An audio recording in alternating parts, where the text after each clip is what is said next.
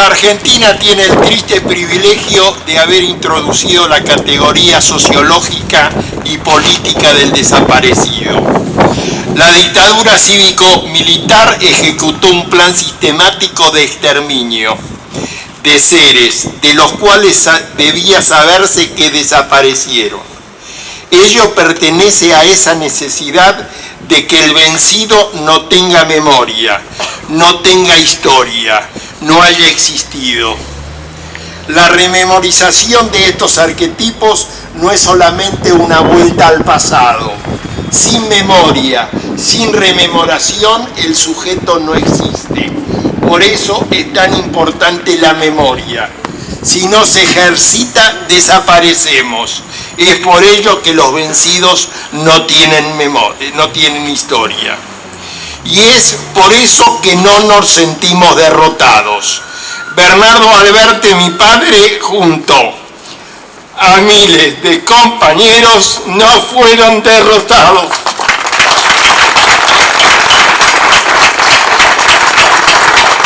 Fueron asesinados por fuerzas antinacionales. Alberti murió por ser impulsor y partícipe activo de una revolución. Lo asesinaron porque comprendió la realidad e intentó modificarla. Hoy estos arquetipos aparecen como símbolos presentes a los que hay que imitar. Bernardo Alberti fue un militante revolucionario que supo combinar la teoría política con la dignidad de una práctica revolucionaria, que no dudó en sostener con su propia vida a pesar de que tanto la amaba. Cada vez que se mata a un militante hay un mensaje que se intenta silenciar. Cuando estos asesinatos son los primeros de una etapa, cuando las organizaciones criminales eligen a su primera víctima, buscan en ella el sentido simbólico de aquello que quieren destruir. Por eso no puede sorprender que el entonces mayor Bernardo Alberti haya sido la primera víctima de la dictadura cívico-militar instaurada el 24 de marzo. Bernardo Alberti nació un 17 de noviembre de 1918. Fue un brillante oficial del ejército sanmartiniano, graduado con las mejores calificaciones de su promoción. Cuando a comienzos de octubre del 45 el entonces coronel Juan Domingo Perón fue destituido y encarcelado, el joven oficial salió en su defensa. Es arrestado en Campo de Mayo, acusado de promover la insubordinación de la Escuela de Infantería. Fue con el levantamiento popular del 17 de octubre que recupera su grado y su empleo. Ya con el grado de mayor, en 1954, el general Perón lo designa su edecán. El 16 de junio del 55, cuando la aviación bombardea la Plaza de Mayo y la Casa Rosada, Alberti se encarga de defenderla. Alberti fue uno de los militares que encabezó la defensa. En septiembre, al producirse el nuevo y definitivo levantamiento, entablado los combates entre tropas leales y rebeldes, iba a ser partidario de resistir hasta las últimas consecuencias, y así se lo hace reiteradamente saber al general Perón. Permaneció junto al presidente hasta que Perón decidió renunciar. Entonces lo encarcelan. Termina confinado en el penal de Ushuaia, un penal que el general Perón había cerrado por inhumano.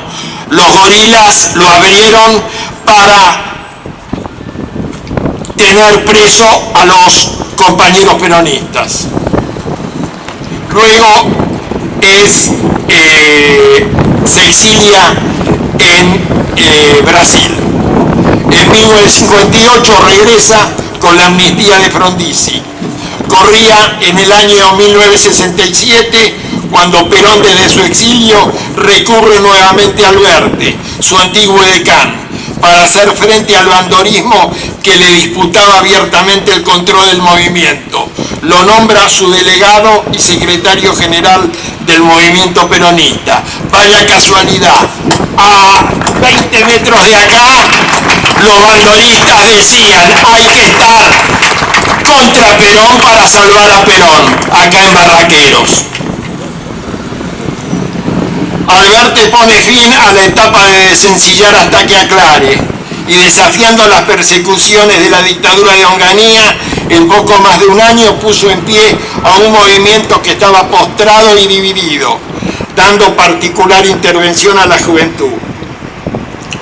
Debió enfrentar las tendencias conservadoras y burocráticas dentro del peronismo, tanto del sector político como gremial. Su gestión política fue determinante para el surgimiento en marzo del 68 de la CGT de los argentinos, Central Obrera, que creó un nuevo instrumento de lucha sindical y donde actuaron, entre otros, Raimundo Ongaro, Jorge Di Pasquale, Alfredo Ferraresi, Agustín Tosco, Rodolfo Walsh, Solari y Goya. Es decir, sindicalistas, peronistas, radicales, izquierdistas, etc. La política de Alberti fue de lucha frontal contra la dictadura de Onganía y acercamiento de amplios sectores sociales y políticos, acercamiento de la masa estudiantil al movimiento obrero a través de la CGT de los argentinos. Así se arrinconó al participacionismo, abriendo una nueva perspectiva en el panorama político argentino que desembocaría en el Cordobazo. Alberti renuncia y Perón nombra a Jorge Daniel Paladino, personaje al que al mismo Perón acusaría en 1971 de haberse transformado en un agente del dictador Lanusse.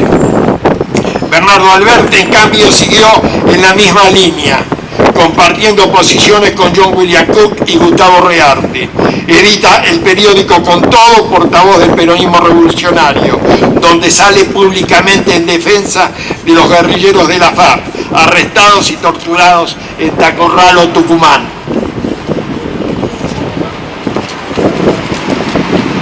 En el Congreso Clandestino del Peronismo Revolucionario, celebrado en Córdoba en 1969, Alberti pronuncia un discurso donde expresa: hay que dominar la estrategia mejor que los generales, que la emplean para oprimir y sojuzgar, y que nuestras manos deben servir para liberarnos. En esta época de transición entre el capitalismo y el socialismo, entre el miedo y la libertad, entre lo que cae y lo que viene, hay que ser un hombre de acción para ser digno de la conducción de las masas populares.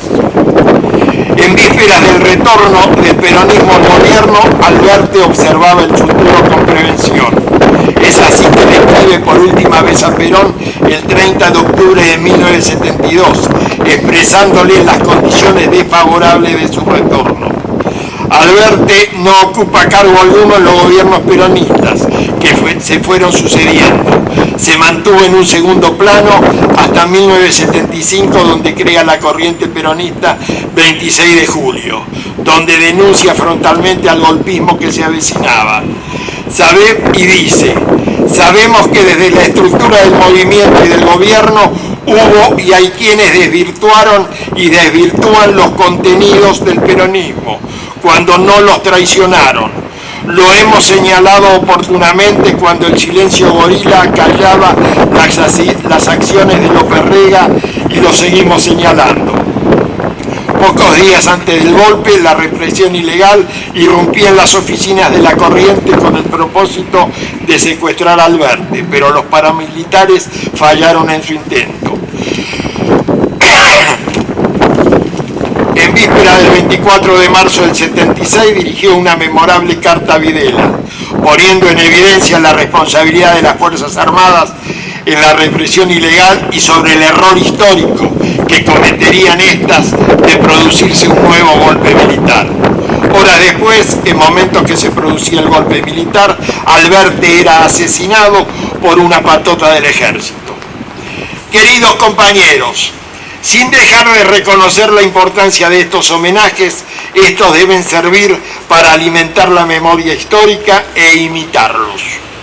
Por eso consideramos y lo interpretamos como un homenaje del pueblo de la ciudad de Avellaneda, siendo consecuentes con la idea con las ideas por las que Alberti dio su vida. No en un sentido restrictivo, partidista, sino en un sentido amplio, abarcativo. Es decir, no se rinde homenaje a Alberti porque fue peronista. Sí se rinde homenaje a Alberti porque siendo militar combatió al golpismo y a las dictaduras militares. Y se rinde homenaje a Alberti porque siendo peronista se opuso al participacionismo y se opuso a la domesticación del peronismo. Y se opuso al liberalismo económico que ya actuaba en vida de Alberti bajo el gobierno de Isabel Martínez y López Rega. Porque siendo peronista se opuso a la AAA.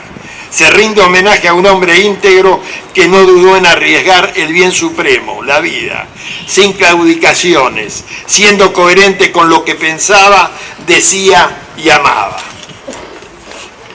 Por último, quiero agradecer en nombre de mi familia a todos ustedes, compañeros, a la Mesa de la Memoria de la ciudad de Avellaneda y al compañero intendente Jorge Ferrarese, digno hijo de Alfredo Ferrarese, aquel dirigente histórico de la CGT de los argentinos. Nada más. Gracias a todos ustedes.